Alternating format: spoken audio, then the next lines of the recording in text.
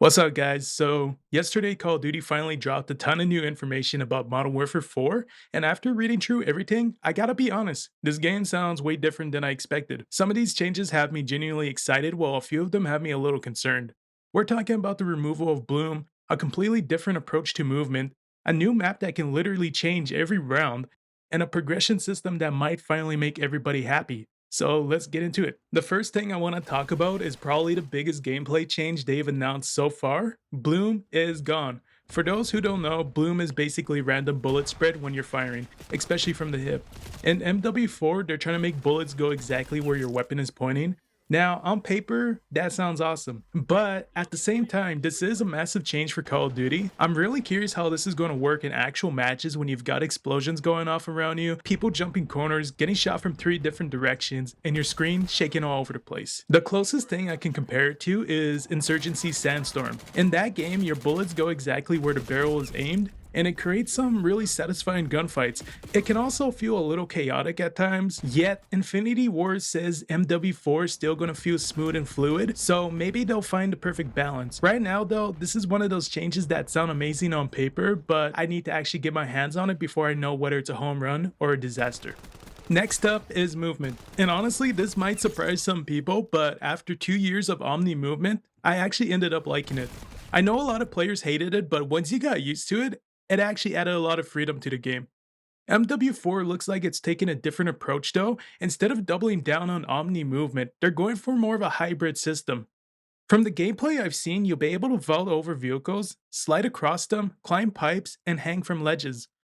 And honestly, that sounds way more interesting to me than just making movement faster. It feels like they're focusing on how players interact with the environment rather than turning everybody into a cracked out movement demon flying around the map. One thing I'm a little worried about is the new explosion physics. Apparently, large explosions can knock players to the ground, kind of like Battlefield 5, and that sounds awesome in theory, but we've all played Call of Duty long enough to know exactly what's going to happen if nuke tubes end up being strong. The last thing I want is to get ragged out across the map every 30 seconds because some guy is launching grenades into every room.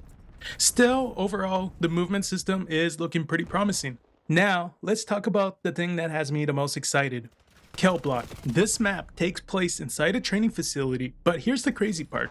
The layout changes between rounds, not slightly, completely. They're saying there are over 500 different configurations. Now, think about that for a second. How many times have we had a map that was fun for the first month and then became predictable? Because everybody knew every angle, every flank route, and every spawn point. Kel Block could completely change that. One round might feel like a tiny close quarters map, the next round could open up and play completely differently. If Infinity Ward pulls this off, this might honestly be one of the smartest map ideas Call of Duty has had in years. It also supports expanded gunfight modes including 3v3s and 10v10 versions. And honestly, I wouldn't be surprised if this concept sticks around for the future Call of Duty games because it's just too good of an idea to use it once and forget about. Finally, let's talk about progression and customization. This is where MW4 might actually win over a lot of players. The created class system is being redesigned and it sounds like it's a mix between classic Call of Duty and modern Call of Duty. Everything is more centralized, kind of like the older games where your loadouts, streaks, and customization all felt connected. Gunsmith is returning and apparently it's deeper than ever, but the thing that caught my attention is something called Gunny. Basically, Gunny is a system that helps players build classes based on how they like to play. So if you're a close range player, it'll recommend a setup just for you, and if you're a long range player, it'll recommend something different.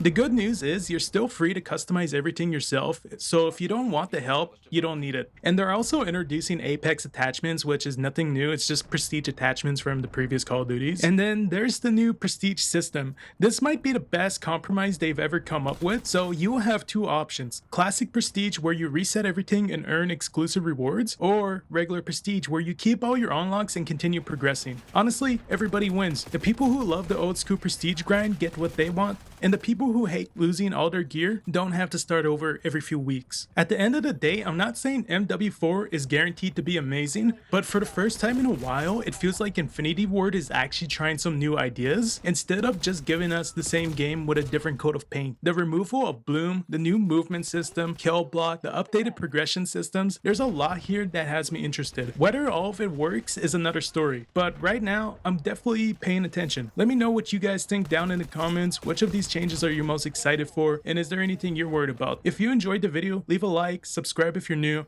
and I'll see you guys in the next one.